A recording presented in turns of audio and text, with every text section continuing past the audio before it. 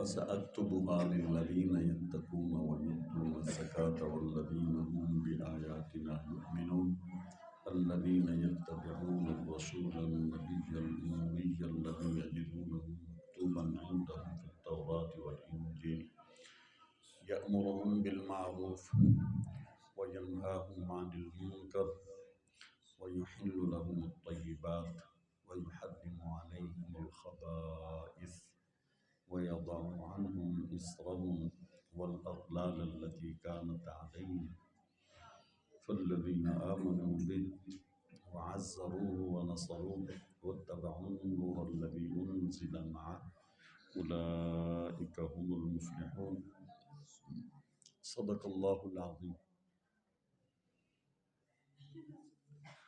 وقال رسول الله صلى الله عليه وسلم إني عند الله مكتوب خاتم النبيين وإن آدم لمنجدل في طينته. وقال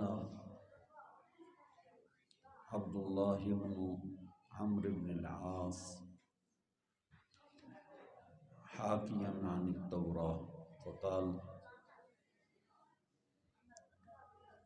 قال تعالى في التوراة إنا أرسلناك شاهدا ومبشرا ونذيرا وحرزا للأميين ليس بفظ ولا غليظ ولا صخاب في الأسواق ولا يجزي بالسيئة السيئة ولكن يعفو ويغفر. وقال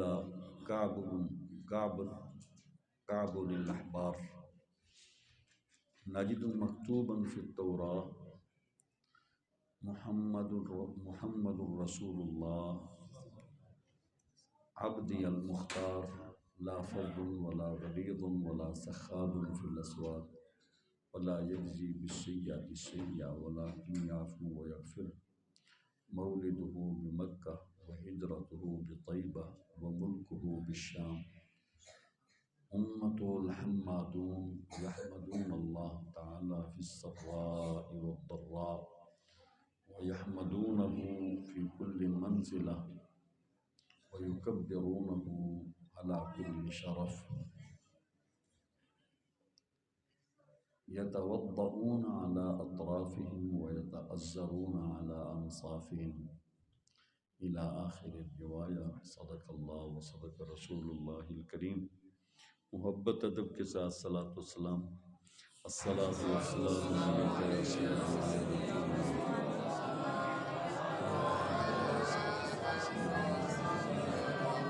الصلاۃ والسلام علیک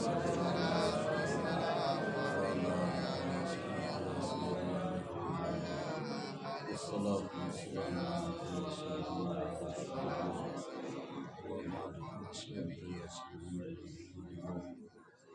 حمد و صلات کے بعد انتہائی احترام کے قابل حاضرین و سامعین برادران اہل سنت علماء کرام ذوی الاحتشام بالخصوص عالم بعمل استاد الحفاظ والعلماء حضرت مولانا قاری محمد اشرف صاحب نقشبندی مجددی سلطانی حفظہ اللہ تعالی، فخر العلماء حضرت علامہ مولانا محمد منور صاحب سلمہ اللہ تعالی، اور قاری صاحب کے خوبصورت اور خوب سیرت صاحبزاد کام جناب مولانا محمد عمر فاروق صاحب، مولانا محمد طاہر فاروق صاحب، مولانا محمد طیب صاحب. یہ بڑی خوش نصیبی ہے کہ اللہ تعالیٰ اگر اولاد عطا فرمائے تو پھر اسے رائے حق پہ چلانے کی توفیق بھی عطا فرما دے. یہ اصل میں بلکہ یہ میں نے یہ بات کہہ دی یہ چلانے کی توفیق دے، حقیقت یہ ہے کہ بندے کے جہان میں آنے سے پہلے اس کے لیے لائن اس کا تعین کر دیا جاتا ہے، اور یہ علم دین کے لیے کسی بندے کا متوجہ ہونا اصل میں یہ اللہ تعالیٰ کا عطیہ اور اللہ تعالیٰ کا انتخاب ہے. اللہ تعالیٰ سارے صاحبزادگان کو اپنے والدین اور اپنے اساتذہ اور آباء و امہات کے لیے صدقہ جاریہ بنائے. حضرت صاحب اتنے آؤ نا مولانا محمد یوسف صاحب درویش آدمی نے ساڈے نال گڈی تے آ جانا روفیت ہے۔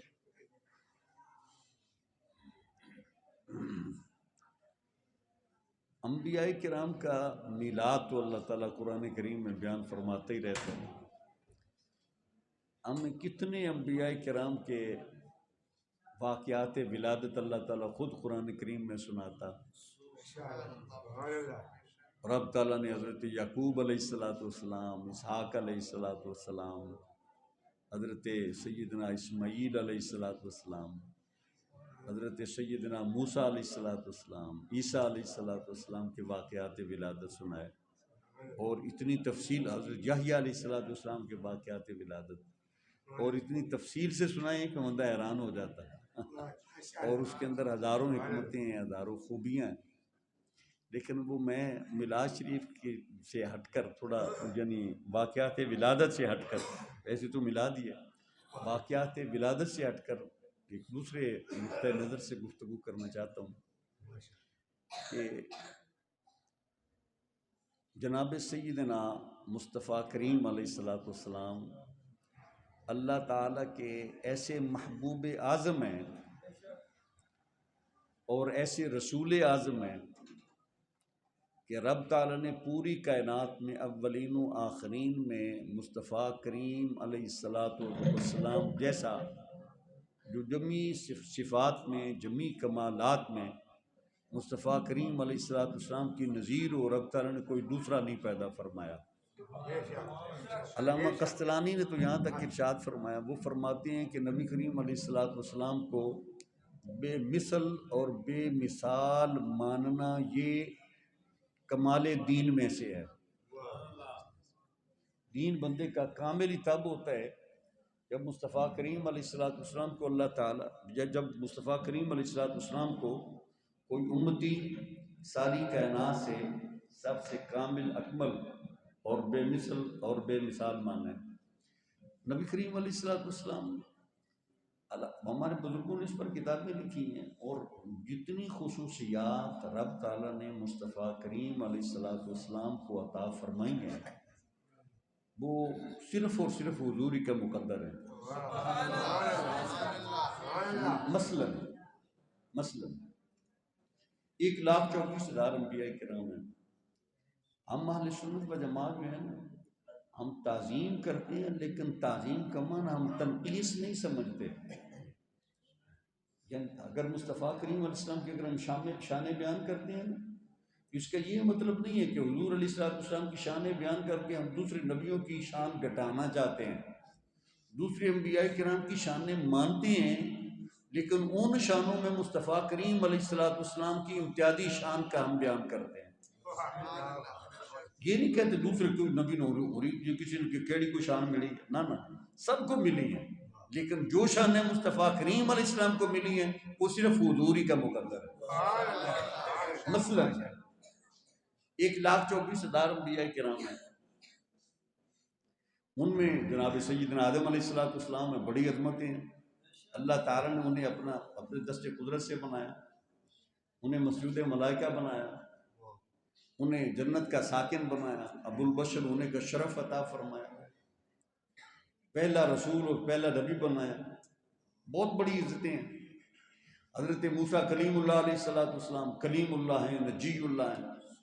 قوم جو ہے وہ اللہ تعالیٰ کی محبوب قوم ہے، بادلوں کے صاحبان ان کے لیے گرمی کے حفاظت کے لیے ان کے لیے بادلوں کے صاحبان تنے گئے، بھوک کے جواب میں ان کے لیے من و سلوہ نازل ہوا، پانی کے لیے ان کے لیے ایک پتھر سے 12 چشمے جاری ہو گئے، بڑی عزتیں ہیں۔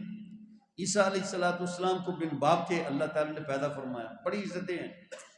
لیکن صف انبیاء میں جناب سیدنا آدم علیہ السلام سے لے کر مصطفیٰ کریم علیہ السلام تک سارے انبیاء کرام میں سے اگر کوئی رحمت للعالمین کا تاج پہن کر آیا تو وہ صرف اور صرف جناب محمد رسول اللہ صلی اللہ علیہ وسلم، دوسرا کوئی رحمت للعالمین نہیں ہے۔ بڑی شانیں صحیح، لیکن رحمت للعالمین پوری کائنات میں صرف ایک ہے اور وہ جناب محمد رسول اللہ۔ خاتم النبیین پوری صف انبیاء میں، پوری جماعت انبیاء میں اگر کوئی شخصیت ہے تو وہ صرف اور صرف جناب محمد رسول اللہ صلی اللہ علیہ وسلم کی ذات اقدس۔ اللہ حاضر القیاس، یہ اسے کہتے ہیں حضور کا خاصہ۔ یہ جو صرف حضور میں پایا جائے، حضور کے علاوہ کسی میں نہ پایا جائے، اسے کہتے ہیں خاصہ۔ یہ حضور ہی کا یہ خاصہ۔ اور حضور کے کتنے خصائص ہیں، ہمارے اکابر نے اس پر بڑی کتابیں لکھی ہیں۔ حضرت علامہ جلال الدین سیوطی علیہ الرحمہ کی بڑی مشہور زمانہ کتاب ہے خصائص کبریٰ۔ حضرت علامہ نبانی فرماتے ہیں 14 صدیوں میں خصائص کبریٰ جیسی کوئی دوسری کتاب نہیں لکھی جا سکی۔ علامہ نبانی فرماتے ہیں کہ وہ ایسی عمدہ کتاب ہے کہ مصطفیٰ کریم علیہ السلام کے خصائص و کمالات پر وہ 14 صدیوں میں وہ کتاب اپنی مثال خود آپ ہے۔ اس میں وہ فرماتے ہیں نبی کریم علیہ السلام کے کچھ خاصے ایسے ہیں جو اللہ تعالیٰ نے انہیں عالم ارواح میں عطا فرمائے، کچھ خاصے ایسے ہیں جو انہیں اللہ تعالیٰ نے عالم شہود عالم دنیا میں عطا فرمائے، کچھ خاصے ایسے ہیں جو اللہ تعالیٰ انہیں عالم آخرت میں عطا فرمائے گا، اور وہ ایسے خاصے ہیں جو صرف حضور ہی کا مقدر ہے۔ یہ بہت بڑی یہ شان ہے، اگر یوں بھی ہو تو یہ بہت بڑی شان ہے۔ لیکن آپ فرماتے ہیں یہ نبی کریم علیہ السلام آپ کی ذات اقدس ان خصائص کی وجہ سے سارے انبیاء کرام اور ساری مخلوقات میں وہ ممتاز ہیں، لیکن فرماتے ہیں ہم حیران ہیں اس بات پر کہ حضور علیہ السلام کی ذات اقدس تو رہی ذات اقدس، اگر کسی چیز کا تعلق رب تعالیٰ کے اس محبوب آدم سے ہو گیا تو رب تعالیٰ نے اس تعلق والی چیز کو بھی اس نوع کے سارے افراد سے ممتاز بنا دیا۔ یہ چیز بڑی حیران کرنے یہ حضور علیہ السلام کی نسبت ذاتی اقدس میں تو بڑے بندوں میں بڑی خوبیاں ہوتی ہیں، لیکن ان کے ساتھ کوئی چیز مل جائے اور وہ اپنے نوع کے سارے افراد سے ممتاز ہو جائے، یہ کوئی آسان سی بات نہیں ہے۔ مثال کے طور پر نبی کریم علیہ السلام آپ کے اصحاب ہیں، علامہ نبانی فرماتے ہیں، حضرت مجدد باغ علیہ رحمہ بھی ارشاد فرماتے ہیں پوری تاریخ انبیاء میں جتنے بھی انبیاء کرام ہیں، نبی کریم علیہ السلام کے صحابہ سارے نبیوں کے صحابہ سے افضل و اعلیٰ۔ یہ خود نبی نہیں ہے، یہ حضور علیہ السلام کی ذات کا معاملہ نہیں، حضور سے تعلق غلامی کی خیرات، حضور سے تعلق غلامی کی خیرات اگر کسی صحابی کو مل گئی، وہ نسبت نصیب ہو گئی، تو رب تعالیٰ نے اس نوع کے جتنے بھی افراد ہیں، نوع کے افراد سے مراد جتنے بھی نبیوں کے صحابہ، ان سارے صحابہ سے رب تعالیٰ نے مصطفیٰ کریم علیہ السلام کے صحابہ کو افضل بنا دیا۔ اہل بیت کو دیکھ لیں، سارے نبیوں کے اہل بیت ہیں، لیکن رب تعالیٰ نے ارشاد فرمایا یا نساء النبی لستن کاحد من النساء، اے نبیوں کی بیویوں، اے نبی کریم علیہ السلام کی بیویوں، تم جہان کی دوسری عورتوں کی طرح نہیں ہو، بلکہ تم سب سے افضل و اعلیٰ ہو۔ نبی کریم علیہ السلام کے ساتھ تعلق ہوا تو رب تعالیٰ نے انبیاء کرام کی بیویوں میں سے مصطفیٰ کریم علیہ السلام کی بیویوں کو سب سے بہتر بنا دیا۔ اس سے آگے بڑھیں، 1,24,000 کم و بیش انبیاء کرام ہیں، بہت سارے انبیاء کرام کی بیٹیاں ہوئیں اور ان بیٹیوں سے اولادیں بھی ہوئیں، اور بعض بیٹیوں کی اولادوں میں نبی بھی ہوئے، بعض نبیوں کی بیٹیوں کی اولادوں میں سے نبی بھی ہوئے، وہ نبی کی بیٹی بھی تھی، کوئی نبی کی بیوی بنی، کوئی کسی نبی کی ماں بنی۔ ان ساری نبیوں کی بیٹیوں میں سے اگر مصطفیٰ کریم علیہ السلام کی بیٹیوں کے ساتھ تقابل کر کے دیکھیں، سارے نبیوں کی بیٹیاں ایک طرف، اگر رب تعالیٰ نے جنت کی سرداری عطا فرمانا تھی تو وہ حضور کی بیٹی کا مقدر تھا۔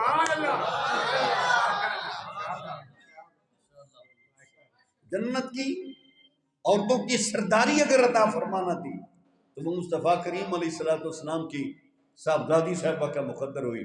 نبیوں کے نواسے بھی تھے، بڑے نبیوں کے نواسے ہیں، تاریخ میں آتا، لیکن اگر جنت کی سرداری ملی ہے تو وہ مصطفیٰ کریم علیہ السلام کے نواسوں کو ملی۔ اس سے ایک قدم آگے بڑھ کر یہاں پر یہ بہت ساری چیزیں ہیں حضور علیہ السلام کے آپ کی جائے ولادت کی وجہ سے مکہ مکرمہ کا افضل ہونا، آپ کی جائے آرام کی وجہ سے مدینہ منورہ کا افضل ہونا، یہ یعنی لمبا عنوان ہے، کتاب کا حوالہ بھی ہے، کتاب قرآن کریم افضل ہے۔ لیکن میں یہ عرض کرنا چاہتا ہوں 1,24,000 انبیاء کرام ہیں، کم و بیش ان کی امتیں ہیں، بڑی بڑی شانوں والی امتیں ہیں۔ ہم ان شانوں کا انکار نہیں کرتے، انہیں تسلیم کرتے ہیں۔ بڑی بڑی شانوں والی امتیں، بڑی بڑی عظمتوں والی امتیں۔ موسیٰ علیہ السلام کی امت دیکھ لیں، عیسیٰ علیہ السلام کی امت دیکھ لیں۔ عیسیٰ علیہ السلام کی امت کے لیے مائدہ نازل ہوتا ہے، قرآن میں آتا ہے سورۃ مائدہ حضرت عیسیٰ علیہ السلام کی امت کے حوالے سے۔ حضرت موسیٰ علیہ السلام کی امت کے حوالے سے قرآن میں آتا ہے کہ ان کے لیے من و سلوہ نازل ہوتا، بڑی شان ہے۔ لیکن 1,00,000 بلکہ ان میں بعض امتوں میں ایسے بھی تھے کہ اگر ایک نبی ہے نا، ایک نبی کی اگر 12 بیٹے ہیں تو کبھی ایسے ہوا کہ نبی کے بیٹے بھی نبی بنے، کبھی ایسا ہوا نبی بیٹا نبی ہے، اولاد اس کی نبوت سے سرفراز نہیں فرمائی گئی، وہ غیر نبی ہے، لیکن نسب کے اعتبار سے وہ براہ راست نبی کے بیٹے ہیں۔ حضرت یعقوب علیہ السلام 12 بیٹے ہیں، ایک بیٹا نبی ہے سیدنا یوسف کریم علیہ السلام، 11 بیٹے نبی نہیں ہیں۔ حضرت ابراہیم علیہ السلام 6 بیٹے ہیں، ایک روایت میں کسی قول میں 4 بھی ہیں، یعنی سیدنا اسماعیل، اسحاق، مدین اور مدین اور 2 اور نام ہیں، وہ ان میں سے 2 نبی ہیں، بقیہ نبی نہیں ہیں۔ حضرت اسحاق علیہ السلام نبی ہیں، ان کے 2 بیٹے ہیں یعقوب اور عیسو۔ یعقوب نبی ہے، عیسو نبی نہیں ہے، نسب نبی والا ہے، نبی کا بیٹا ہے۔ اسی طرح حضرت یعقوب علیہ السلام کی اولاد ہے، آگے بھی اس طرح یہ سلسلہ نسب ہے لیکن آگے نبوت نہیں، وہ نبیوں کی امت میں وہ شامل ہے، بڑے قابل احترام ہیں۔ اب سارے انبیاء کرام کی امتیں اگر وہ ایک طرف ہم انہیں بھی دیکھیں اور مصطفیٰ کریم علیہ السلام کی امت کو بھی ہم دیکھیں تو امتوں کی تاریخ میں اگر رب تعالیٰ نے خیر امت کا اعزاز عطا فرمایا تو صرف اور صرف حضور کے غلاموں کو فرمایا۔ اگر خیر امت کا اگر اعزاز ملا ہے تو صرف اور صرف حضور علیہ السلام کے غلاموں کو ملا۔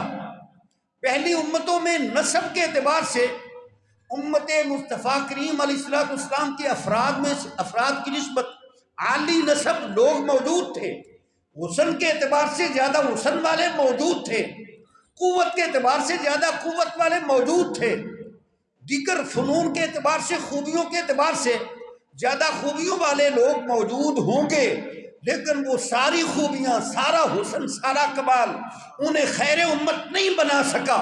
ہاں خیر امت اگر یہ امت بنی ہے تو صرف حضور کی نسبت کی وجہ سے۔ اسی لیے میں یہ جملہ یہ کہہ لیتا ہوں، کبھی نسب وہاں پر نہیں پہنچا سکتا جہاں تک بندے کو نسبت پہنچا دے۔ کئی بار ایسے ہوتا ہے نسب کسی کو کہیں نہیں پہنچا سکتا لیکن نسبت اسے وہاں تک پہنچا دیتی۔ ہم لوگ ہمارا نسب کیا ہے؟ حضرت علامہ عینی فرمانے رجویوں کا نسب کوئی نہیں۔ کفر دا مسئلہ نا، کفر نکاح دے وچ کفر ہونی چاہیے، آندے نے عجم والے دا کوئی کفر نہیں، انہاں دے نسب محفوظ نہیں ہے، آندے انہاں دے نسب محفوظ نہیں عجم والے دے، یہ پیشے دے اعتبار کیتا جاندا ہے، نسب عرباں دے محفوظ نے، نسب عرب دے محفوظ نے، ان دے وچ اگر کوئی پیشہ ترکھانا والا بھی کرے لیکن وہ عالی نسب ہوتا اور اس پیشے کی وجہ سے اس کے نسب کی شرافت ختم نہیں ہوتی۔ حضرت زکریا علیہ السلام نبی تھے لیکن کام ترکھانوں والا کرتے تھے، کام ترکھانوں والا کرتے تھے۔ مسلم شریف میں حدیث ہے کان زکریا علیہ السلام نجارن، حضرت ابراہیم علیہ السلام بذات سے کپڑے کا کاروبار کرتے تھے، ان کے نسب محفوظ تھے. علامہ نہیں فرماتے ہیں یہ جو عجم والے ہیں ان کے نسب کفر کے لیے پیشے کا اعتبار کیا جاتا. یہ بات ضمنی طور پر میں نے کہہ دی. ہم عجم والے جو ہیں ہمارا نسب کیا ہے؟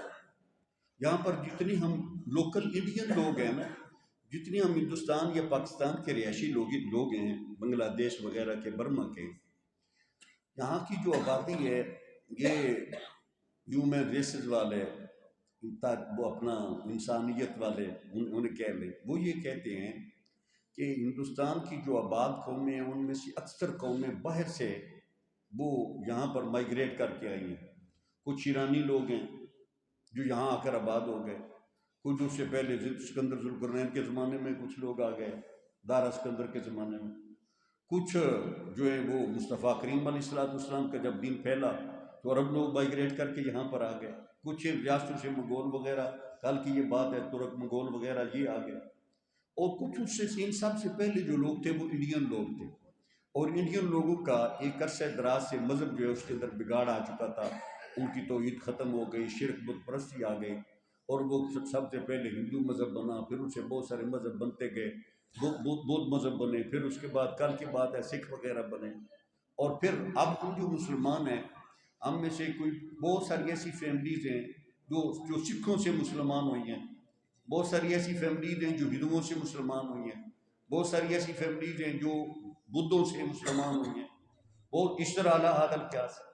پہلے ہمارے آبا و اجداد یعنی اگر انڈین لوگ ہیں، بقیہ مسادات یا دوسرے باہر سے آنے والی قومیں انہیں نکال کر، میں یہ عرض کرنا چاہتا ہوں اگر ہمارے آبا و اجداد کو دیکھیں تو ہو سکتا ہے کسی کا باپ کوئی سکھ ہو، کسی کا باپ کوئی ہندو ہو، کسی کا نام کوئی بدھو ہو، کسی کا باپ دادا کوئی بدھو ہو، تو اس کی حیثیت سے اس نسب کی کیا ویلیو ہے؟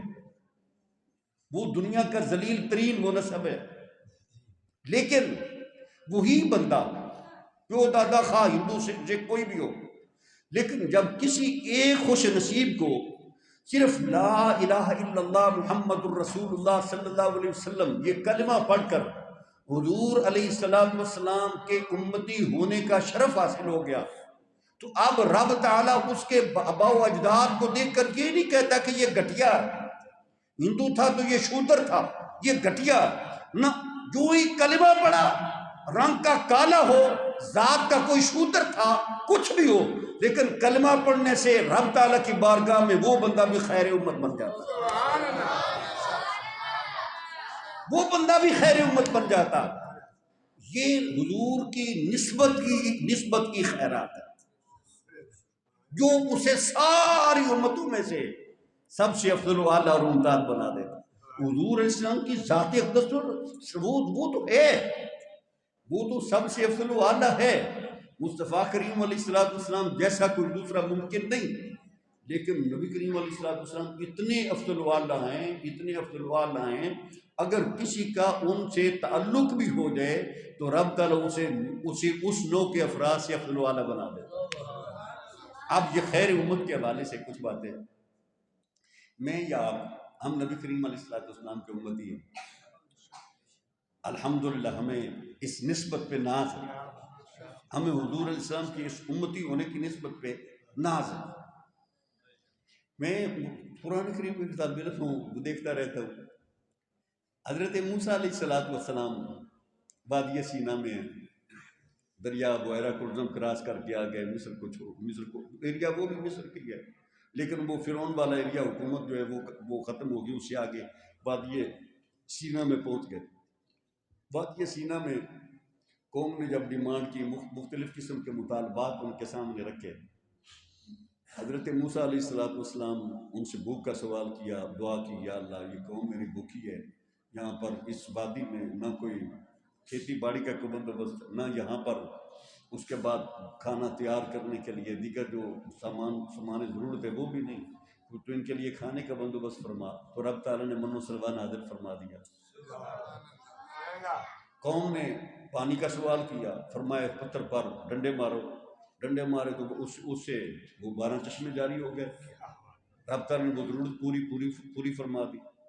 اور مصر میں بڑی گرمی کے موسم میں بہت شدید گرمی ہوتی، وہ قوم نے گرمی کا سوال کیا، تو اللہ تعالیٰ نے بادلوں کا صاحبان بنا دیا. بچہ پیدا ہوتا تھا تو بھائی برتھ اس کے ساتھ نیچرل لباس ہوتا تھا. بچہ بڑا ہوتا تھا وہ لباس خود بخود بڑا ہوتا جاتا تھا. بڑی نعمتیں. جب اتنی بے پایاں حضرت موسیٰ علیہ السلام نے اللہ تعالیٰ کی یہ مہربانیاں مشاہدہ فرمائیں تو وہ مچل گئے. موسیٰ علیہ السلام مچل گئے، خوش ہو گئے، اللہ تعالیٰ کے ان انعامات پر نازاں ہو گئے، خوش ہو گئے. خوش ہو کر کہ اللہ تعالیٰ کا مجھ پر بڑا ہی کرم ہے، بڑا ہی کرم ہے، جو مانگے گے ملے گا. دعا کی کہیں اللہ تعالیٰ کی بارگاہ میں، وہ دعا بھی قرآن کریم کے دامن میں موجود ہے. دعا کی عرض کرتے ہیں، سورہ اعراف میں موجود ہے، عرض کرتے ہیں وَاكْتُبْ لَنَا فِي هَذِهِ الدُّنْيَا حَسَنَةً وَفِي الْآخِرَةِ إِنَّا هُدْنَا إِلَيْكَ. اے اللہ، ہم نے تیری طرف توبہ کی تھی، بعد بندوں نے جب یہ بچڑے کو معبود بنایا، تو نے حکم فرمایا تھا توبہ تب قبول ہوگی کہ جب ایک دوسرے کو قتل کرو، تو ہم نے اپنے 70,000 بندے مارے. تو اسے کہا انا ہدنا الیک، ہم نے تیری طرف سچی توبہ کی تھی، ہم نے سچا رجوع کیا تھا.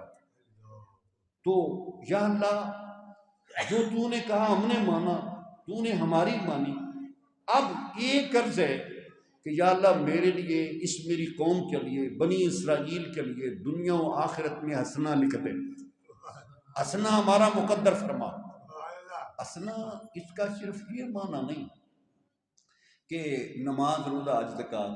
حسنہ سے مراد وہ ایمان والے بنی اسرائیل بھی تھے، اللہ تعالیٰ کو بھی مانتے تھے، ملائکہ کو مانتے تھے، فرشتوں کو مانتے تھے، نبیوں کو مانتے تھے، یوم آخرت کو مانتے تھے. ایمان انہیں حاصل تھا، جو ان کی شریعت تھی اس کے مطابق وہ نمازیں بھی پڑھتے تھے، حلال حرام کے لیے ان کی شریعت ان کے پاس موجود تھی، کتاب موجود تھی. وہ حسنہ کوئی اضافی شے ہے. انہیں حضرت موسیٰ علیہ السلام کو پتہ تھا کہ یہ حسنہ ہے نا، یہ خاص اعزازیہ ہے جو اللہ تعالیٰ نے اولین و آخرین میں سے صرف ایک نبی کی امت کو عطا فرمانا. انہیں اس بات کا علم تھا. اور اس حسنہ پر علماء نے بہت سارے تفسیر میں بہت کچھ لکھا. عرض کی یا اللہ وہ جو حسنہ تھی تو نے کہیں فیصلہ فرمایا، مولا کریم وہ میری اور میری امت کا وہ مقدر فرما دے، ہمارے حق میں وہ حسنہ لکھ دے. رب تعالیٰ نے حضرت موسیٰ علیہ السلام کی دعا کو سن کر اس کا جواب کیا دیا. فرمایا قال عذابی اصیب بہ من نشاء ورحمتی وسعت کل شیء. رب تعالیٰ نے فرمایا موسیٰ علیہ السلام میرا عذاب ہے، جسے میں چاہوں عذاب دوں، اور میری رحمت ہر شے سے زیادہ وسیع ہے. پہلے عذاب کی دھمکی، پھر رحمت کی وسعت کی بشارت، یہ دونوں چیزیں ارشاد فرمانے کے بعد اب حضرت موسیٰ علیہ السلام کے سوال کا جواب اللہ تعالیٰ ارشاد فرماتا. فرمایا فَسَأَكْتُبُهَا، اے موسیٰ علیہ السلام آپ مجھ سے جس حسنہ کے لکھے جانے کا، جس حسنہ کے مقدر فرمائے جانے کا سوال کر رہے ہو، میں وہ حسنہ لکھوں گا. فَسَأَكْتُبُهَا، لکھوں گا، لیکن کن کے لیے؟ فَسَأَكْتُبُهَا لِلَّذِينَ يَتَّقُونَ وَيُؤْتُونَ الزَّكَاةَ وَالَّذِينَ هُمْ بِآيَاتِنَا يُؤْمِنُونَ الَّذِينَ يَتَّبِعُونَ الرَّسُولَ النَّبِيَّ الْأُمِّيَّ. اے موسیٰ علیہ السلام حسنہ لکھوں گا لیکن اپنے رسول نبی امی کے غلاموں کے لیے.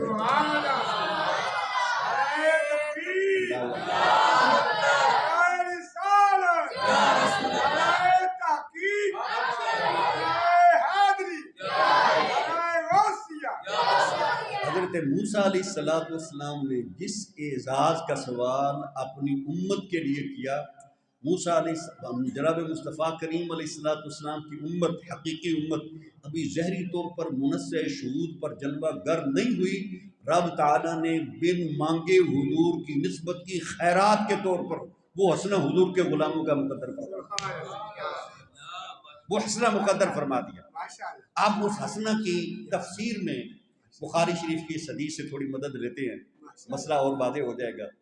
حدیث کے راوی ہیں حضرت عبداللہ بن عمر رضی اللہ تعالیٰ عنہ.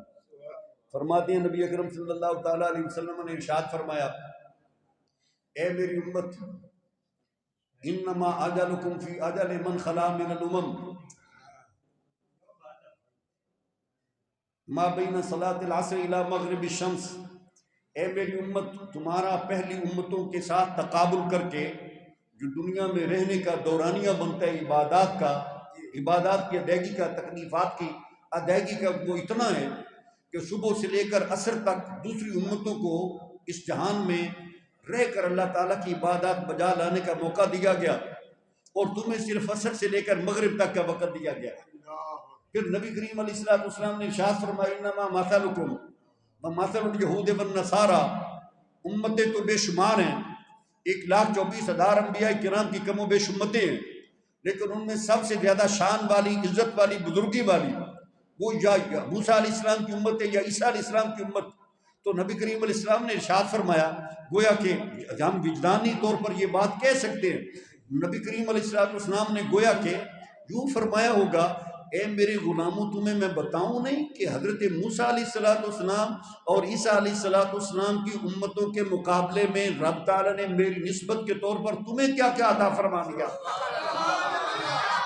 تو آپ نے ارشاد فرمایا انما مثلکم ومثل الیہود والنصارى، تمہاری مثال اور قوم یہود اور قوم نصارہ کی مثال ایسے ہے، اگر تقابل کر کے دیکھیں تو حضور نے فرمایا مثال ایسے ہے کہ مثل رجل استعمل عمالا، جیسے کوئی بندہ ہو، کوئی مالک ہو، وہ یہ اعلان کرے کہ کون ہے من یعمل لی الی نصف النہار علی قیرات قیرات، کون ہے جو صبح سے لے کر دوپہر تک ہمارے ہاں مزدوری کرے، اعمال صالحہ بجا لائے، نیکیاں کرے، ہماری نافرمانیوں سے بچے، ہمارے معمورات بجا لائے، تو ہم اسے ثواب کے طور پر، اجرت کے طور پر ہم اسے 1 قیرات ثواب عطا فرمائیں۔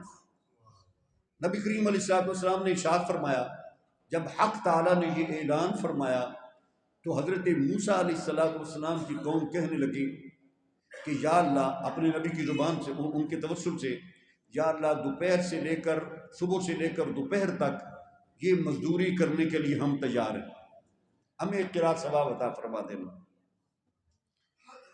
اب قرات کے متعلق، ویسے تو قرات کو انگریزی میں آج کل کیرٹ کہتے ہیں، ایک چند گرام دا چھوٹا جا کہ کیرٹ سنہرے لوگ اپنا استعمال کرتے، لیکن بخاری شریف میں حدیث ہے کہ اللہ تعالیٰ دا قرات اود پہاڑ جتنا ہے، 3 میل لمبا پہاڑ جڑا ہے نا، اللہ دا قرات ایڈا ہے۔ جنازے والی حدیث پڑھیا حضور نے فرمایا بندہ کوئی مسلمان دی نماز جنازہ پڑھے کہ اللہ تعالیٰ ان میں قرات ثواب عطا فرماتا ہے کہ دفن تک رہے 2 قرات، حضور نے فرمایا اللہ دے 1 قرات اود پہاڑ جتنا ہے۔ مالک نے موسیٰ علیہ السلام کی قوم سے وعدہ کر لیا اتنا تمہیں ثواب ملے گا، وہ کام کرتے رہے، اللہ تعالیٰ انہیں اتنا ثواب عطا فرما دیا۔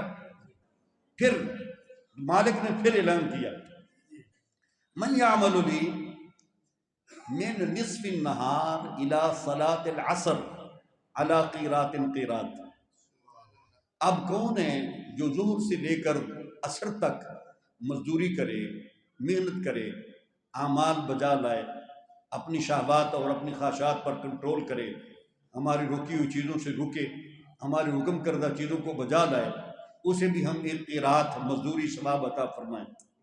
فعملت النصارى، حضرت عیسیٰ علیہ السلام کی قوم رضامند ہو گئی کہ یا اللہ یہ کام ہم کر دیں گے، اتنا ثواب ہمیں عطا فرما دینا، انہیں بھی رب تعالیٰ نے وہ ثواب عطا فرما دیا۔ حضور فرماتے پھر کیا ہوا؟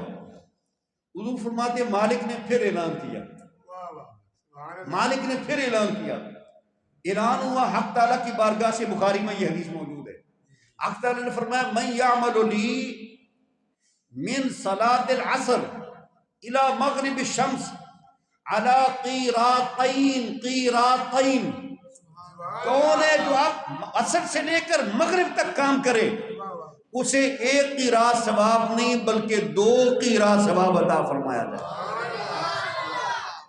پہلے دورانیہ زیادہ تھا، ثواب 1 قیرات تھا، اب دورانیہ کم ہے، ثواب 2 گنا ہے۔ نبی کریم علیہ السلام نے ارشاد فرمایا الا فانتم الذین یعملون من صلاۃ العصر الی مغرب الشمس الا ولکم الاجر مرتین، اے میرے غلاموں اے میرا کلمہ پڑھنے والو، اے میری امتی اجابت، تم ہی وہ خوش نصیب لوگ ہو جو صرف عصر سے لے کر مغرب تک تھوڑا سا دورانیہ، تھوڑی سی اللہ تعالیٰ کی عبادت کرو گے اور اللہ تعالیٰ ہر عبادت پر دگنے اجر تمہیں عطا فرمائے گا، دگنے اجر تمہیں عطا فرمائے گا۔ پھر جہاں تک حدیث ختم ہو جاتی ہے، بہت بڑی بات، بہت بڑا اعزاز تھا، اس امت کے لیے 2 گنا ثواب، کام تھوڑا ثواب زیادہ۔ حضور علیہ السلام فرماتے ہیں فغاضبت الیہود والنصارى، یہودی بھی غضبناک ہو گئے، عیسائی بھی غضبناک ہو گئے، کہنے لگے یا اللہ نحن اکثر عملا واقل عطاء، یا اللہ ہم زیادہ کام کریں اور ہمیں اجرت ثواب 1 گنا ملے، اور یہ مصطفیٰ کریم علیہ السلام کی امت ہے، تھوڑا وقت کام کرتی ہے، تھوڑی ان کی عمریں تھوڑی ہیں، ان کے اعمال تھوڑے ہیں، انہیں ثواب زیادہ دیا جاتا، ایسا کیوں ہے؟ نبی کریم علیہ السلام فرماتے ہیں کہ حق تعالیٰ نے انہیں ارشاد فرمایا هل ظلمتکم من حقکم شیئا، کیا جو میں نے تم سے وعدہ فرمایا تھا کہ اگر تم اتنا کام کرو گے تمہیں اتنی اجرت ملے گی، اتنا ثواب دیا جائے گا، کیا میں نے وہ وعدہ کر کے وعدہ پورا نہیں کیا؟ کیا میں نے تمہارا اجر گھٹا دیا؟ کہا یا اللہ اجر گھٹایا تو نہیں، لیکن مصطفیٰ کریم کی امت کو 2 گنا کیوں؟ رب تعالیٰ نے ارشاد فرمایا ذالک فضلی اعطیہ من شئت، مصطفیٰ کریم علیہ السلام کی امت کی کیا بات کرتے ہو، یہ تو میرا فضل ہے، اگر اس سے میں نے حضور کے غلاموں کا مقدر فرمایا۔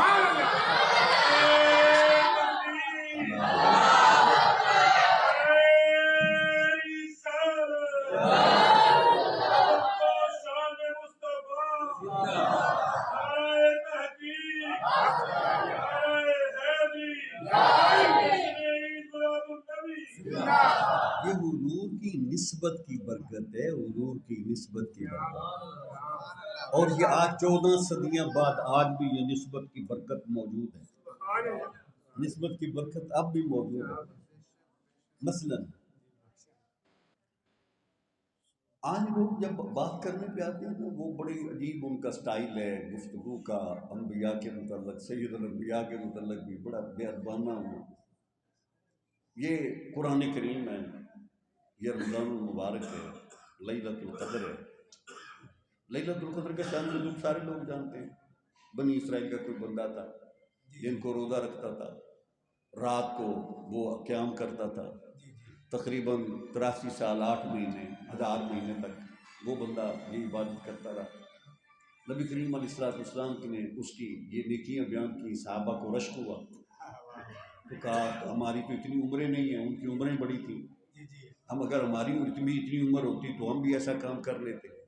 رب تعالیٰ نے سورۃ القدر نازل فرمائی، فرمایا لیلۃ القدر خیر من الف شہر، اے مصطفیٰ کریم علیہ السلام کے غلاموں، پہلی امتوں کی کثرت عبادت پر رشک کرنے والوں، پہلی امتوں کی کثرت عبادت پہ رشک کرنے والوں، تم میرے محبوب کی امت ہو، تمہیں یہاں ہم تمہیں غمگین نہیں دیکھیں گے، ہم تمہیں متفکر نہیں دیکھیں گے، تمہیں کثرت عبادت تم نے دیکھی، تمہیں ادھر رشک ہوا۔ اگر مصطفیٰ کریم کے غلاموں صرف 1 رات لیلۃ القدر والی عبادت کر لو گے تو رب تعالیٰ تمہیں 1000 مہینوں کی عبادت کا ثواب عطا فرما دے گا۔ یہ لیلۃ القدر ملی ہے تو مصطفیٰ کریم کا صدقہ ملے، امت مصطفیٰ کو۔ میں نے کسی کتاب میں نہیں پڑھا، یہاں پر علماء موجود ہیں جس کا علماء کا شعر ہے، مجھے نہیں پتا کہ تاریخ انسانیت میں کسی اور امت کے لیے بھی لیلۃ القدر تھی، میرے علم میں نہیں، ہو سکتا ہے اگر کسی کو پتا ہو تو مجھے بتا دیں، وہ میرے لیے ایک علم اضافے کی بات ہوگی۔ تاریخ انسانیت میں اگر لیلۃ القدر ملی ہے تو صرف اور صرف حضور کے غلاموں کو ملی ہے، حضور کے غلاموں کو ملی ہے۔ بلکہ میں اگر ایک قدم آگے بڑھ کر یوں کہوں کہ اگر لیلۃ القدر بنی ہے تو حضور کی نسبت سے بنی ہے، کچھ آنکھنے ہوتے قرآن نال بنی، انا انزلنا فی لیلۃ القدر، قرآن کیا ہے؟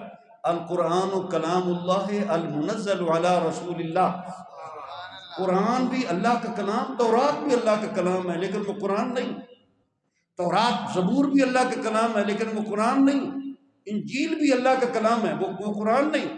اگر یہ کلام الہیہ قرآن بنا ہے تو مصطفیٰ کریم علیہ السلام پر نازل ہونے کی وجہ سے۔ تو جن مقدس لمحات میں رب تعالیٰ نے وہ قرآن کریم محبوب کریم علیہ السلام پر نازل فرمایا، اس قرآن کریم کے نزول کی برکت کے طور پر رب تعالیٰ اس ظرف کو بھی 1000 مہینوں سے بہتر بنا دیا۔ یہ بھی نبی کریم علیہ السلام کی نسبت کی وجہ سے۔ رمضان جس میں جنت کے دروازے کھول دیے جاتے ہیں، جہنم کے دروازے بند کر دیے جاتے ہیں، اس کا دن کا روزہ رکھنا وہ فرض ہے، رات کا قیام کرنا تطوع ہے، اس کے اندر ایک نفلی کام کرو رب تعالیٰ فرض کا ثواب ادا فرماتا، اگر فرض ادا کرو تو رب تعالیٰ 70 گنا اس کا اجر ادا فرماتا۔ پہلی امتوں میں روزے تھے لیکن رمضان کے متعلق، یہ نہیں کہ پہلی امتوں کو رمضان بھی ملا، اگر رمضان ملا ہے تو صرف حضور کے غلاموں کو ملا۔ میں یہ بات مانتا ہوں، کما کتب علیکم الصیام، پہلی امتوں کو روزے ملے تھے، روزے پہلی امتیں رکھتی تھی، لیکن رمضان یہ حضور کا صدقہ ملا۔ پہلی امتیں نمازیں پڑھتی تھی، وضو بھی کرتی تھی، لیکن یہ جو وضو ہے ہمارا ان 4 فرضوں والا، اور یہ جو نمازیں ہیں، ہم کتنی نمازیں پڑھتے ہیں؟ 5۔ ثواب کتنے کا ہے؟ 50 کا۔ کیا ہمیں سرخاب کے پر لگے ہوئے ہیں؟ 5 پڑھے ثواب 50 کا پائیں۔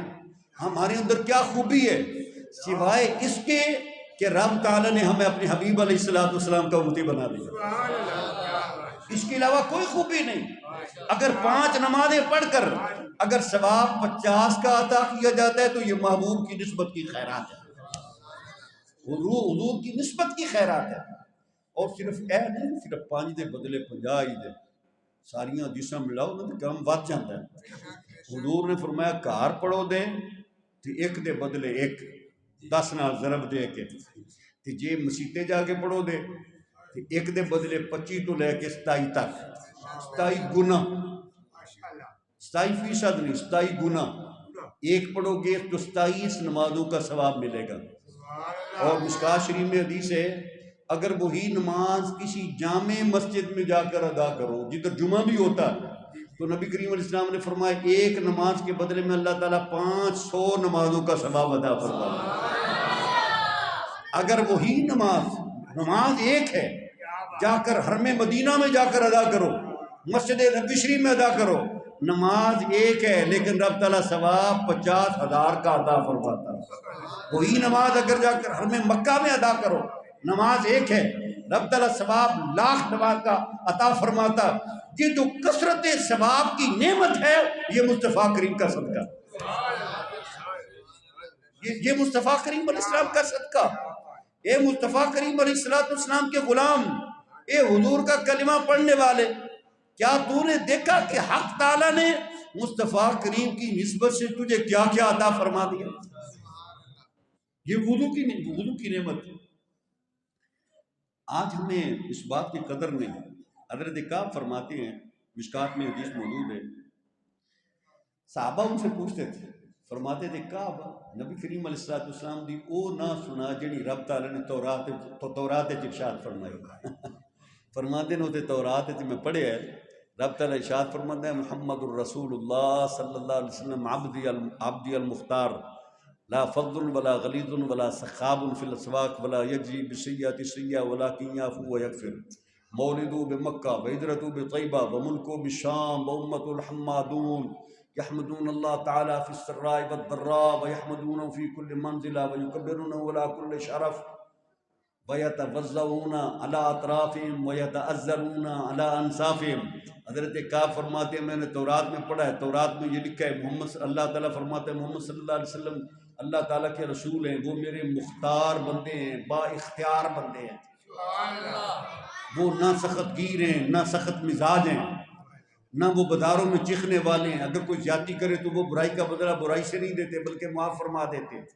فرماتے ہیں یہ بھی میں نے تورات میں پڑھا، مولدو بمکہ، وہ مصطفیٰ کریم علیہ الصلوۃ والسلام ایسے ہوں گے جن کا مولد شریف میلاد شریف مکہ میں ہوگا.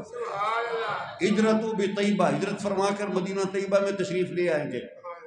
وملک بشام، اور ان کے ملک کی بادشاہ کی حدیں ملک شام سے تجاوز کر جائیں گے. صرف حضور کے تذکرے نہیں بلکہ فرماتے ہیں میں نے تو تورات میں حضور کی نسبت والے غلاموں کے تذکرے بھی پڑھے. حضرت کعب فرماتے ہیں میں نے حضور کے غلاموں کے تذکرے پڑھے. کیا پڑھا؟ کہا تورات میں لکھا ہے امت الحمادون، ان کی امت امت حماد ہوگی، بہت زیادہ حمد کرنے والی. یہ بڑا لمبا مضمون ہے امت الحمادون، یا اسے آگے پڑھتے ہیں. امت الحمادون یحمدون اللہ تعالیٰ فی السراء والضراء، دکھ پہنچے گا پھر بھی کہیں گے الحمدللہ، سکھ پہنچے گا پھر بھی کہیں گے الحمدللہ، ہر گھر میں ہر منزل میں کہیں گے الحمدللہ. بڑی سے بڑی بلندی پر بھی جا کر اللہ تعالیٰ کی کبریائی کو نہیں وہ امت بھولے گی. سب سے بڑی بلندی پر پہنچ کر بھی کہیں گے اللہ اکبر، اللہ ہی سب سے بڑا. یہ صرف اتنا نہیں، فرمایا وہ ایسی امت ہوگی، تورات میں یہ بات لکھی، ایسی امت ہوگی یتودعون علی اطرافہم، وہ اپنے جسم کے کناروں کا وضو کرے گی. تورات میں یہ لکھا ہے، حضرت کعب فرماتے ہیں تورات میں یہ لکھا ہے کہ امت مصطفیٰ کریم علیہ السلام اپنے جسم کے کناروں کا وضو کرے گی. اوپر دیکھیں تو یہ کنارہ ہے، ادھر دیکھیں تو یہ کنارے ہیں، نیچے دیکھیں تو یہ کنارہ ہے، ادھر دیکھیں تو یہ کنارہ. یہ اطراف انسان ہے. تو ان اطراف انسان ہوں بندہ سوچتا ہے کیڑی گل ہے، اسی تو روز کرنے ہیں، ایک بڑی وڈی گل ہے وضو کرنا. ہاں حضرت انس سے پوچھو نا یہ کتنی بڑی نعمت ہے. حضرت ابو ہریرہ رضی اللہ تعالیٰ عنہ جدو حدیث سنی نا، نبی کریم علیہ السلام نے فرمایا کہ جڑے بندے دنیا وضو کرتے ہیں جتنے وہ اپنے بازو دھوندے انہوں اتنے اعضائے وضو دے دھون والی جگہ تک انہوں کنگن جنت دے وچ سونے دے کنگن پہنائے جان دے. کہ حضرت ابو ہریرہ رضی اللہ تعالیٰ عنہ ایتھوں تک اپنے ہاتھ دھوندے سن. حضرت ابو ہریرہ فرماندے سن کسے پوچھے کیوں؟ آندے سن میں چاہنا میں رب تعالیٰ ایتھوں تک کنگن پہنا. تو یہ اعضائے وضو کیا ہے؟ حضرت انس فرماتے میں نے حضور سے پوچھا یا رسول اللہ صلی اللہ علیہ وسلم قیامت والے دن اگر آپ کو تلاش کرنا ہو تو ہم آپ کو کدھر تلاش کریں؟ اپنا ایڈریس قیامت والے دن کا ارشاد فرمایا. نبی کریم علیہ السلام نے 3 پوائنٹ ارشاد فرمایا. ان میں سے ایک میزان، دوسرا وہ حوض کوثر، اور تیسرا پل صراط. حدیث مشہور ہے، سنی آپ نے. تو حضرت انس نے پوچھ لیا یا رسول اللہ حوض کوثر پر کیا کریں گے؟ کہا ارشاد فرمایا کہ میں اپنی پیاسی امت کو پانی پلاؤں گا. اور یہ اپنی پیاسی امت کو پانی پلانا ہے یہ بھی ایویں دی گل ہے، بڑی وڈی گل ہے. ہوئے ہوئے ہوئے اسی سوچ ہی نہیں سکتے کڈی وڈی حوض کوثر دا جام ان دی تاثیر کی.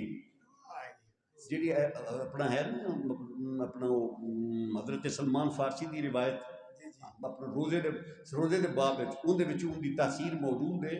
نبی کریم علیہ السلام نے ارشاد فرمایا جڑا بندہ ایک باری حوض کوثر دا پانی پی لوے دا انہوں دخول جنت تک نہ بھوک لگے دی نہ پیاس لگے دی. 50,000 سال دا دن دخول جنت تک نہ پیاس نہ بھوک، یہ اس پانی کی یہ تاثیر ہے. حضور نے فرمایا میں اپنی پیاسی امت کو وہ پانی پلا رہا ہوں گا. اعلیٰ حضرت نے شاید ایتھے کھلو کے شعر لکھے فرماتے ہیں جب زبانیں پیاس آئیں باہر سے، جب زبانیں باہر آئیں پیاس سے، ساقی کوثر صاحب جود و سخا کا ساتھ. اعلیٰ حضرت جدو شعر لکھتے نہیں لگتا ساریاں حدیثاں ان کے سامنے ہوندی ہیں. ایک حدیث دے وچ کئی باری ایک شعر دے وچ 2-3 آیتاں یا 2-3 حدیثاں دے مفہوم موجود ہیں. حوض کوثر پہ پاک مان. تو حضرت انس نے پوچھ لی یا رسول اللہ بندے زیادہ ہوں تو ساری امتیں اس وقت موجود ہوں گی، 1,24,000 نبیوں کی امتیں ہوں گی. یا رسول اللہ صلی اللہ علیہ وسلم آپ اپنی امت کو پہچانیں گے کیسے؟ کہ اپنے نے پہچانیں گے کیسے؟ پہچانیں گے کیسے؟ اور یہ بات پکی ہے کہ نبی کریم علیہ السلام اپنے امتیوں کو اب بھی پہچانتے ہیں، کل بھی پہچانیں گے، اب بھی پہچانتے ہیں، کل بھی پہچانیں گے۔ حضور علیہ السلام امتی کو بھی جانتے ہیں، امتی کے باپ کو بھی جانتے ہیں، ماں کو بھی، نسب کو بھی، قبیلے کو بھی، اس کے وطن کو بھی۔ حضرت عمر فرماتے ہیں مجھے حضور نے فرمایا کل کلاں جب یمن سے جب امداد آئے نا تو ان میں ایک آدمی ہوگا جسے لوگ مجنون سمجھیں گے، اس کا نام اویس ہوگا، قبیلہ مراد ہوگا، قرن کا رہنے والا ہوگا۔ جب اس فیدہ لقیتہ ہو فاستغفر، جب اے عمر جب تو ان سے ملے تو اپنے لیے مغفرت کی اس سے دعا کروا لینا۔ حضرت علی رضی اللہ عنہ یہ جو حدیث ہے یہ مشکات میں بھی ہے، اور دوسری روایت میں یوں ہے کہ نبی کریم علیہ السلام نے اپنا جبہ بھی عطا فرمایا اور آپ نے ارشاد فرمایا کہ میری امت کے لیے ان سے دعا کروانا۔ صحابہ نے پوچھا اگر وہ دعا کریں گے تو کیا ہوگا؟ حضور نے فرمایا قبیلہ مدر اور بنو کلب، ان کی بکریوں کی بالوں کی تعداد برابر رب تعالیٰ ان کی دعا کی برکت سے میری امت کی مغفرت فرما دے۔ میں کئی بار سوچنا حضور دی دعا وڈی یا حضرت اویس دی وڈی؟ دعا تے حضور دی وڈی کہ آپ ہی فرما دیں دے، آپ ہی فرما دیں دے۔ نہیں، حضور فرما رہے ہیں میں چلا جاؤں گا ظاہری طور پر، میرے بعد میرے ولیوں کے دروازوں پہ جاتے رہنا، میرے ولیوں کے دروازے پہ جاتے رہنا، مغفرت ملتی رہے گی۔ نبی کریم علیہ السلام نے پرماننٹ راستہ بتایا۔ دعا حضور کی بڑی ہے، اور اگر حضرت اویس کو یہ شرف ملا ہے تو حضور کی غلامی کی وجہ سے ملا، حضور کی غلامی کی وجہ سے ملا۔ حضور نے فرمایا اس کی نشانی کی ہے، اس کے دائیں ہاتھ پر ایک درم جتنا سفید نشان برس کا، پہلے جسم سارے پر تھا، بیماری ختم ہو گئی، ایک درم جتنا وہ اس کا نشان اب بھی باقی ہے۔ یہ دا مطلب ہے نبی کریم علیہ السلام پورا جسم نہیں، اگر چھوٹا جا نشان ہوگا حضور انہوں بھی جانتے ہیں۔ آج کل نادرہ والے آندے نا کوئی سائن آف ایڈنٹیفیکیشن بھی دسو، تے نبی کریم علیہ السلام پوری امت دے سائن آف ایڈنٹیفیکیشن جانتے ہیں۔ حضرت انس نے پوچھا یا رسول اللہ صلی اللہ علیہ وسلم آپ اپنے غلاموں کو کیسے پہچانیں گے؟ تو حضور علیہ السلام نے ارشاد فرمایا اگر سارے کالے گھوڑے ہوں، ان میں سے کچھ 5 کلیان ہوں، حرم محجلہ ہوں، جن کے چہرے پر بھی سفید نشان، جن کا چہرہ بھی سفید ہو، جن کے آگے دونوں جو ان کے اگلے کھر ہیں وہ بھی سفید ہو، پچھلے کھر وہ بھی سفید ہو، تو کیا وہ 5 کلیان گھوڑا حرم محجلہ کالے گھوڑوں میں سے پہچانا نہیں جاتا تھا؟ وہ تو دور سے پتہ چل جاتا ہے۔ تو حضور علیہ السلام نے فرمایا 1,24,000 انبیاء کرام کی امتوں میں سے میں اپنی امت کے افراد کو آدائے وضو کی چمک سے پہچان لوں گا۔ یہ وضو اتنی بڑی نعمت ہے۔ پہلے امین کا مطلب ہے یہ وضو دی نعمت انج پہلیاں امتاں نوں نہیں ملے، یہ نعمت بھی حضور کا صدقہ۔ سان تو وضو واسطے ٹائم ہی نہیں لگتا، نماز ہی نہیں پڑھتے۔ ایک بزرگاں کو سنے وہ فرماتے نے نبی کریم علیہ السلام نے دسیا کہ تہاڈی پہچان کیویں ہونی ہے، کہ جے تو وضو بھی نہ کرے نماز بھی نہ پڑھے تے کل قیامت والے دیہڑے تینوں حضور نہ پہچانن تے پھر تو کہہ تے نہیں نہ سکتا میرے نبی نے پہچانیا نہیں۔ یہ مطلب ہے اگر تو چاہتا ہے یہ جو نماز ہے یہ اصل میں کل کلام قیامت والے دن حبیب علیہ السلام کے ساتھ پہچان کا یہ سبب ہے، پہچان کا یہ سبب ہے۔ حضور علیہ السلام نے فرمایا یہ کام کرتے رہنا، نمازیں پڑھتے رہنا، وضو کرتے رہنا، عقیدے تمہارے درست ہوں گے، تم امت اجابت میں ہوں گے، تو میں دور سے تمہیں پہچان کر اپنے مبارک ہاتھوں سے میں تمہیں جام کوثر عطا فرما دوں۔ یہ وہ آگے جاتا ضرور اعلیٰ انصاف بڑی لمبی حدیث ہے۔ اللہ تعالیٰ محبوب کریم علیہ السلام کی سچی سچی محبت عطا فرمائے۔ محنت یقین جو قاری عرشد صاحب کے منڈے دیکھ کے یہ خوشی ہوتی ہے۔ الحمدللہ اللہ تعالیٰ پتر دے نا تو راہ حق تے لانے چاہیے۔ دیکھو ماشاءاللہ میرے کو پتہ ہے کوئی بہت بڑے شیخ الحدیث نہیں ہے، عمر دا بھی پتہ ہے، طاہر دا بھی پتہ ہے، کوئی مبالغہ نہیں، لیکن کتنی سونی گل ہے، عقیدہ صحیح، داڑھی سنت کے مطابق، اور الحمدللہ مسجداں دے خادم۔ دیکھی بڑا قاری عرفان شاہ صاحب نا یہ بڑے زور لایا کہ میں سکول پڑھنا ہے، میں دوسرے پاسے جانا چاہنا، جدید ماڈرن ایجوکیشن وال۔ شاہ صاحب فرمایا جی دین نہیں پڑھنا تو میرے گھر نہیں رہنا۔ کہ عرفان شاہری کچھ 6 مہینے اگے پیچھے اپنا کدی نانکیاں دے کدی اودے اودے پھرتے رہے۔ شاہ صاحب نے ارشاد فرمایا، جی والے بڑے شاہ صاحب نے ارشاد فرمایا محمد عرفان ادوں اپنا صدر ایوب کا دور سی، تو ملک دا وزیر اپنا صدر بھی بن جائے نا، صدر ایوب بھی بن جائے تو میں اتنی خوشی نہیں، اگر تو صرف کسی مسجد دا مؤذن ہوئے تو میرے لیے ایک گل زیادہ خوشی آ گئی۔ تو روزانہ حضور دے دین دا مؤذن بن کے جب حی علی الصلاح حی علی الفلاح کمیں دا اللہ اکبر اشہد ان لا الہ الا اللہ اشہد ان اذان دے میں دا، شاہ صاحب فرمایا میرے واسطے یہ زیادہ عزت والی گل ہے۔ حقیقت ہے ساڈے علماء واسطے بہت بڑا شرف ہے کہ ساڈیاں اولاداں ساڈے بعد ساڈے مصلے سنبھالن۔ اپنا مولانا محمود یوسف صاحب الحمدللہ دے بیٹا اس سال دورہ حدیث مکمل ہو رہے ہیں، بہت بڑا مضبوط عالم نہ سے، لیکن اللہ تعالیٰ کے فضل و کرم سے ساری کتابیں دوسرے پڑھی ہیں اور ایک مستند عالم دین ہے۔ اور یہ جو کمیاں ہوتی ہیں نا کمیاں، یہ ایویں نا اللہ دے بندیاں دے ایک توجہ نال ہی نکل جاندے ہیں۔ میں بڑے ہی واقعات ویکھے ایویں ایک ہی نظر نال وہ حضرت صاحب اللہ دے بندے فرمانا تو اے کیتا کر تو اینج ہی ہوندا رہندا وہ ساڈے نا حضرت میاں صاحب علیہ رحمہ کوڑے تو موضوع دے متعلقہ تھوڑی جی لیکن گل بڑی مزیدار ہے۔ قادر بخش نا سی اس بندے دا تے اس نو جدوں میاں صاحب علیہ رحمہ دا شیر ربانی دا دور سی، او اس دور دے وچ نا اون دا ڈکیتی چوری چ بڑا نام سی، تے کادو ڈاکو اونوں کہندے سی۔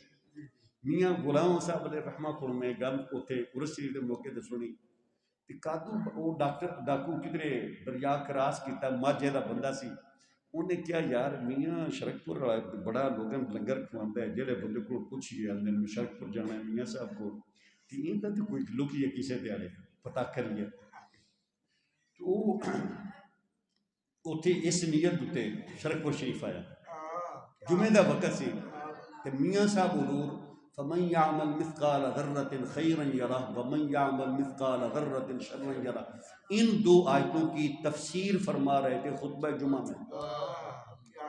تو اس نے ٹوٹیوں والی جگہ پر جوتوں والی جگہ پر اس نے یہ کلمے اس کے وہ اس کی سماعتوں کے تک پہنچے تو وہاں پر اس پر ایک عجیب قسم کی کیفیت یہ طاری ہوگی، او کادو تو تے ساری زندگی کوئی جگہ کام نہیں کیتا تے قرآن کہندہ ہے کہ ذرہ برابر نیکی کی ہوگی وہ بھی بندہ دیکھ لے گا، ذرہ برابر وہ بدی ہوگی وہ بھی دیکھ لے گا، تو تیرے پاس تو نیکی کوئی نہیں، تو کیا اللہ تعالیٰ کی بارگاہ میں تو کیا منہ لے کر جائے گا؟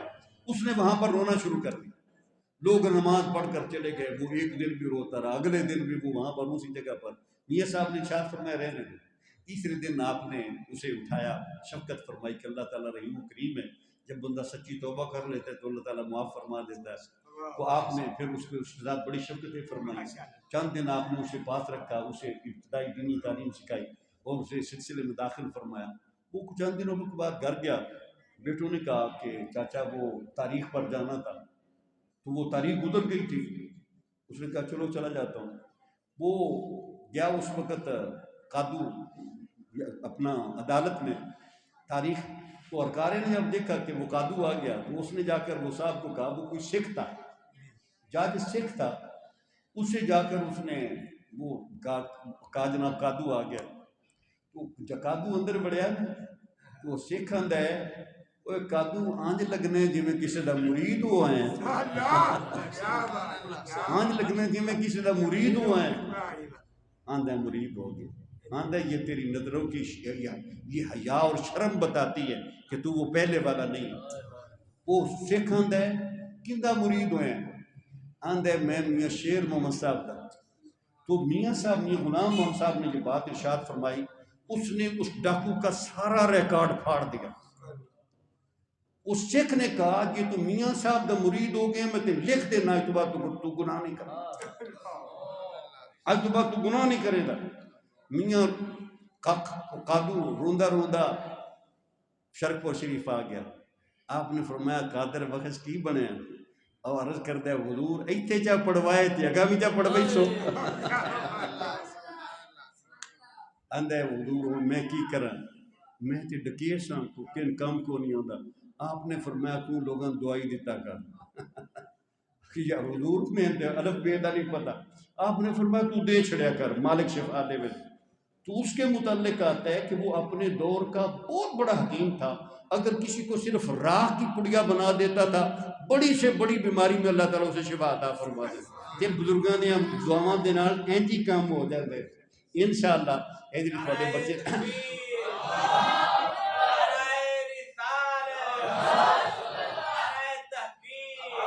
اللہ تعالیٰ کو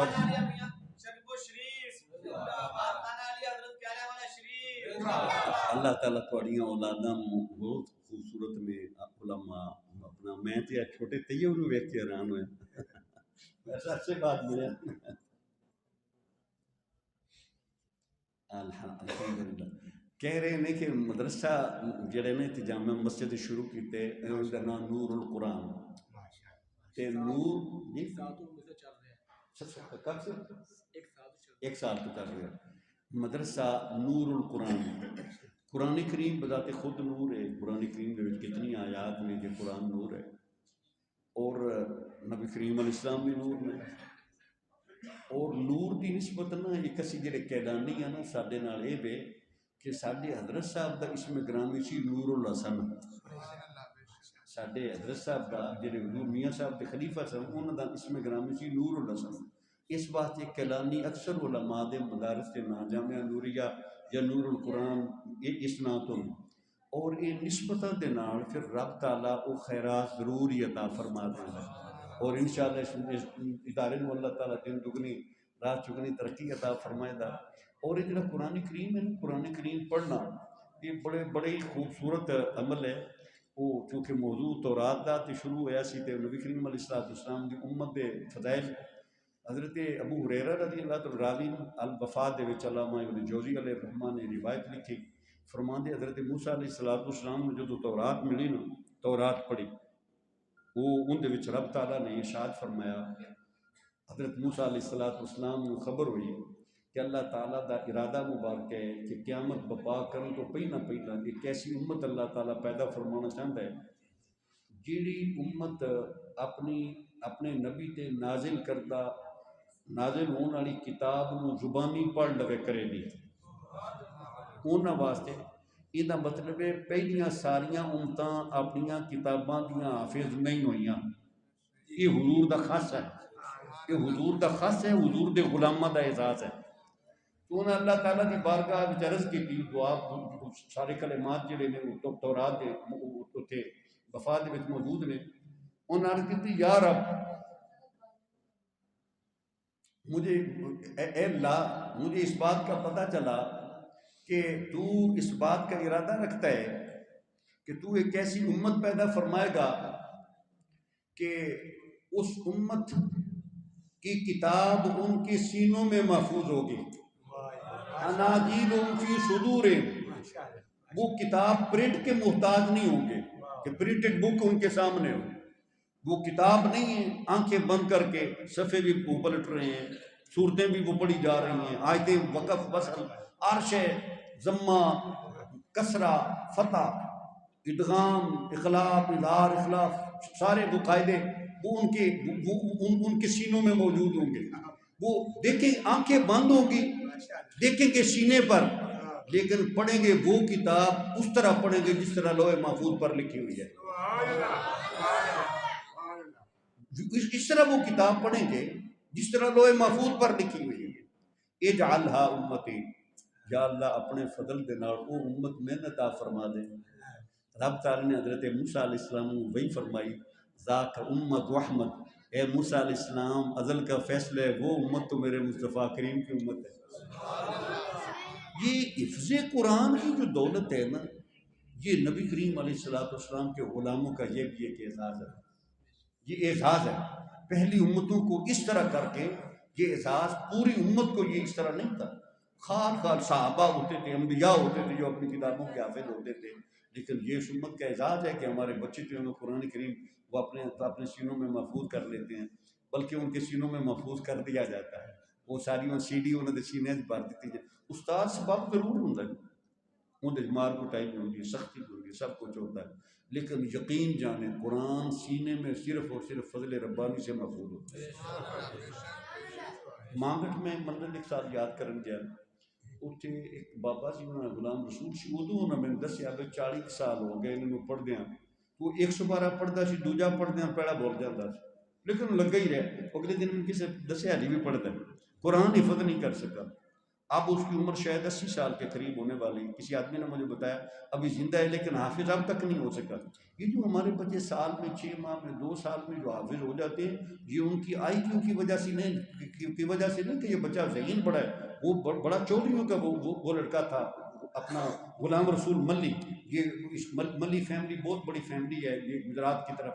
اس کو جو چودھری آدمی تھا اس کی زمینیں بھی تھی، لیکن ساری زندگی کوشش کے باوجود وہ پورا قرآن نہیں یاد نہیں کر سکا. آگے پڑھتا تھا پیچھے بھول جاتا تھا. اگر یہ ہمارے بچے قرآن کریم حافظ بن جاتے ہیں تو یہ آئی کیو کی وہ ذہانت کی وجہ سے نہیں بلکہ نبی کریم علیہ السلام کے امتی ہونے کی وجہ سے. ہمارے بچے حافظ ہوتے ہیں تو حضور کی امت ہونے کی وجہ سے. ہم سے پہلے جو امتیں تھیں ان کے آئی کیو ہم سے زیادہ تھے، ذہانتیں زیادہ تھیں، لیکن کتاب ان کا مقدر نہیں تھی. اناجیلہم فی صدورہم، کہ ان کی کتاب ان کے سینوں میں محفوظ ہو، یہ حضور کے غلاموں کے لیے ارشاد کیا. اللہ تعالی ہمیں اپنے محبوب کریم علیہ السلام کا مخلص اور باوفا امتی بنائے، اور قیامت آج ہم حضور کو پہچانیں، کل قیامت والے دن حضور ہمیں پہچان دیں. اللہ حضرت فرماتے ہیں آج لے ان کی بنا، آج مدد مانگو، آج حضور دے نال یاری لا، کل جدو تیرے تے اوکھا بیڑا آئے دا تو حضور لجپالی فرمان بما علینا.